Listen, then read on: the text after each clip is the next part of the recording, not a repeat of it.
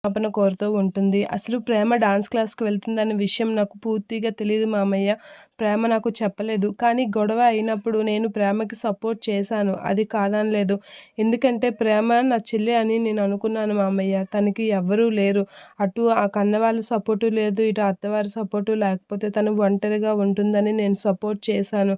అలా అని తను చేసిందేం తప్పని కాదు అని నాకనిపించింది. భర్తగా అండగా ఉండాలి అనుకుంది అని అనేసరికి అదే ఆ సపోర్టే కదా నాకు ఆ నడి రోడ్డు మీద చొక్కా చించేలా చేసింది అని రామరాజు అనేసరికి, తప్పే మామయ్య మేము చేసింది తప్పే. అలా అని మీరు మమ్మల్ని ఇలా శిక్షిస్తే ఏమైనా బాగుంటుందా?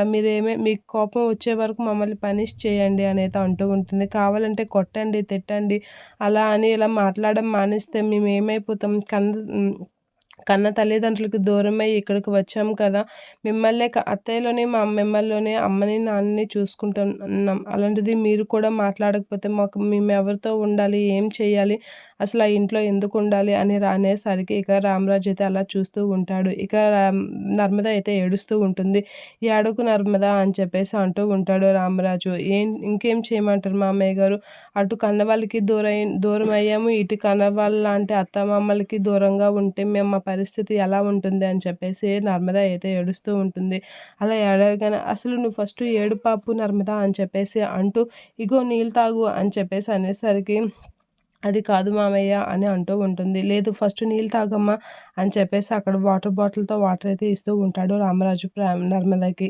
అలా వాటర్ ఇస్తూ ఉండగా నర్మద అయితే వాటర్ తాగుతూ "తిరుపతి టీ చెప్పు" అని రామరాజు అనేసరికి "వద్దు మామయ్య" అని చెప్పేసి అంటూ అసలు మమ్మల్ని క్షమించండి మామయ్య తప్పు చేశాం. అలా అని మీరు మాట్లాడడం మానేస్తే ఏం బాలేదు.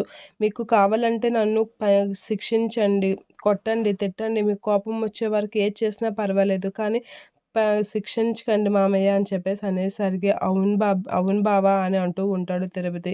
ఇక నర్మద అయితే మీరు మాకు మాట్లాడడం మానేస్తే మేము ఎలా ఉంటామో తెలుసా?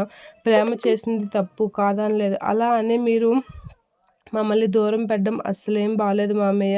మీరు నాతో మాట్లాడతానంటేనే నేను వెళ్తాను. నేను ఏడుపు ఆపేస్తాను అని అనేసరికి, "నేను నీతో మాట్లాడతాను అమ్మ" అని చెప్పేసి రామరాజు అంటూ ఉంటాడు. ఫస్ట్ ఆ ఏడుపాపు అని చెప్పేసి అనేసరికి, "థాంక్స్ మామయ్య మీరు నాతో మాట్లాడతామన్నారు అది చాలు" అని నర్మద హ్యాపీ